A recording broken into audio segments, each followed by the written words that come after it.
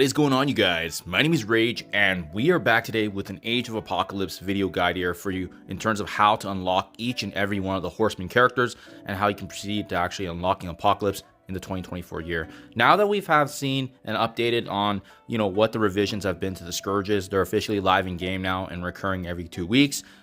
It's a great opportunity to give you a great overview, especially if you're newer to the game, especially if you're mid-game guys and you're working towards these characters. We're going to be unpacking that today. So first and foremost, you may have already seen this in game, but the new 2024 Scourges, which are permanent now into the game, are located under the Epic campaigns. This is next to Dark Dimension and Apocalypse Saga, as you can see. In this screenshot here, you can see each and every one of the Scourges, where the Scourges are essentially the events that you can partake in to earn said points. Said points will allow you to get character shards for these Horseman characters, and including their yellow stars as well as the red stars, depending on how you do the scored ranking.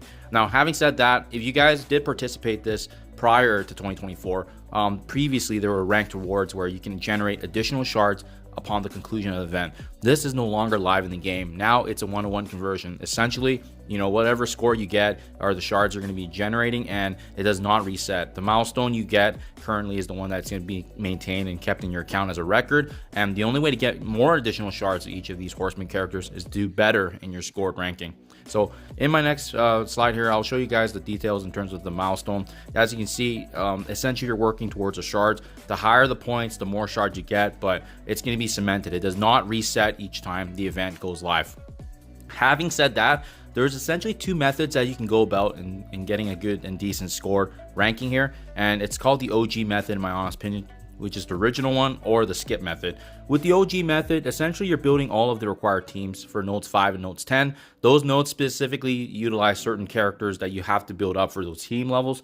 Mind you, the other nodes do have traits, but generally from what we've seen, these are typically the bottlenecks that hold players back in terms of getting a higher score. But generally, if you have gear tier 16 level 85 for a couple of the members of this team, you're going to be okay, especially if you're getting 9 nodes or a full clear. And typically we've seen with this, to get through the completion of it, it's at difficulty 8 with a large number of Scourges activated to essentially maximize the points. With the skip method, it's a little bit more streamlined than this because you are building less characters overall, but you're skipping the required teams required for node 5 and node 10. So you will be saving more materials if you don't want to build a team that you don't feel like.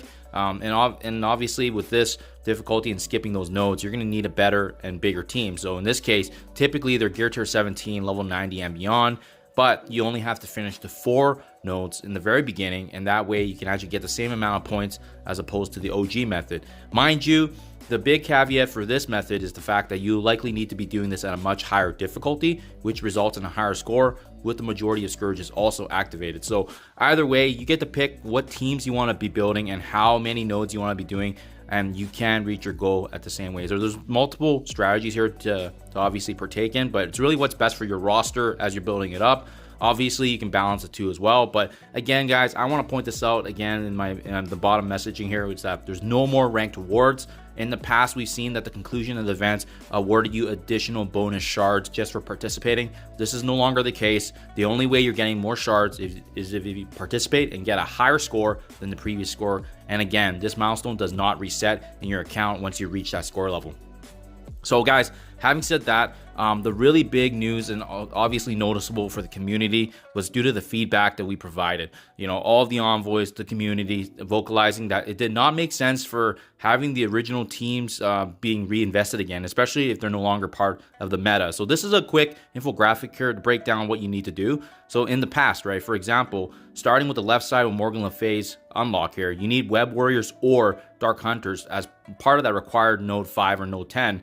And then that's going to essentially allow her unlock to be part of that dark code, which then pushes you into the Pestilence Saga, all four sagas being required for the Apocalypse unlock. Now, what they've done recently in the last couple of weeks is actually made significant revisions to the node requirements for each and every one of these loyal Legendary Horseman Scourge events. So as you can see on the very bottom, I've added the team so that way you guys can visually see which teams have been added, but as well, I put in the green font color as the teams I would recommend if you are planning to bring up these teams as opposed to the original teams. So for example, Morgan Le Fay's event with the Pestilence Scourge, now you have the opportunity here to use Hivemind or the Underworld team.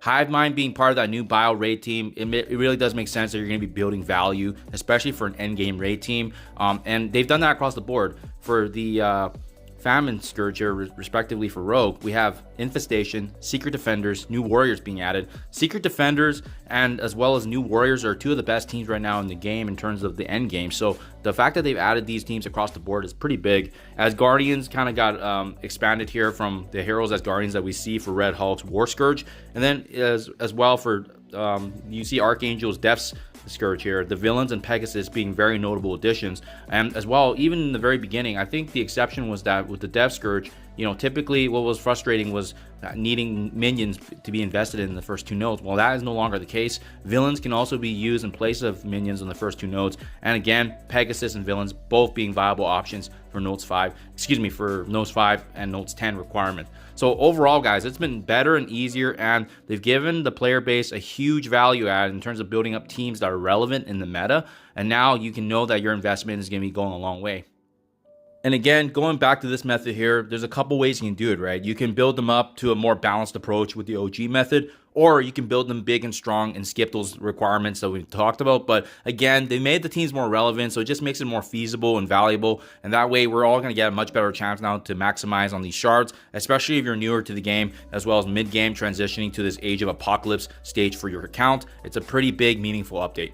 So guys, having said that, what's my recommendation? You know, from these changes, what do we see as part of the game plan now going forward? Remember, my account is free to play, and for light spenders, we always want to min-max the resource that we have at hand. We want to make sure that we're using the optimal use of limited resources to the best of our ability. So if I was to redo this again, you don't necessarily need the Horseman at 7 stars to unlock Apocalypse anyways, right? So 500,000 points typically will get you the 3-star unlock, 700 for 4 stars. I personally would recommend and go for the 5 stars of these Horsemen first. That way it gives you a balanced approach and you're not overbuilding and overinvesting when you don't need to. Having the 5 stars is a pretty safe point in terms of just being able to have that opportunity to actually unlock Apocalypse. And then once you're working and going through the unlocks here for Apocalypse, then you can actually start building up your Horseman teams even more, ultimately finally reaching gear tier 17, level 90 to unlock big Apocalypse, which is kind of what I've detailed here, right? It's really big that Hivemind and Pegasus were added because they're both 2024 teams with value that I can't see going away anytime soon, especially for the next 6 months to a year. So number 1, Scourge unlock here. Unlock the Horseman character at 3 to 4 stars initially. And personally, I would recommend building arena and raid teams to round out your roster, so that way you're going to have a very strong foundation to, you know, obviously re-participate in the Scourges. Do better and better each time. Once you reach that 5 to 6 star level for the Horseman, again, focus on Apocalypse, get him through the unlock in the sagas, and then finally, once you have everyone built up at the gear tier 17 level, you can once again retry for that 7 stars and ultimately go for big Apocalypse himself.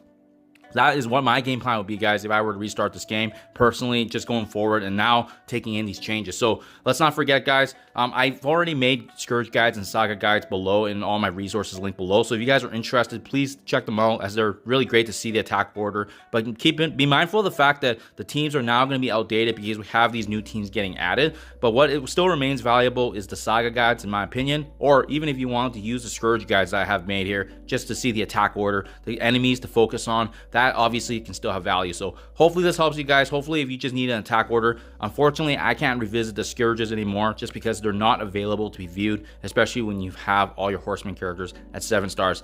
But that's the game plan for 2024 and going forward now, guys. This has been a huge successful update. Hopefully they keep doing this for the reworks. Thank you as always, and I'll catch you guys in the next one.